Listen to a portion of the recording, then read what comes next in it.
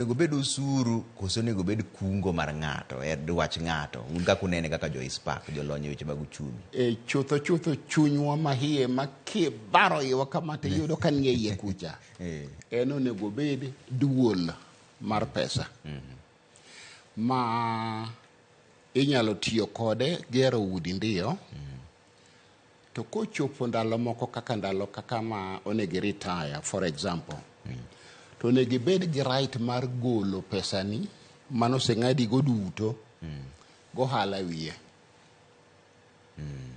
To jomodong be pod dhi nyime nikech koro chalo cooperative ochalo chango. Jomoko donjo jomoko wuok, jomoko donjo jomoko wuok. Mane kaka onego bedi. Kotime kamano to nyalo lombo jomoko mondo kik chal ka gima pesa na ma odhi e iye no olal nono Trevor. To sani to sirikal ng'ade ni ji te mosendiki. To dhi mane doto no chungo manat matin. To gidwa ni ng'ade kuom ji te. Ok onego bed ni gimichuno go ng'ato. Chutho ka ne idwaro ni mondo obed gima nyalo lombo ji. Mondo idonje kihero kendo ka chunyi nitie.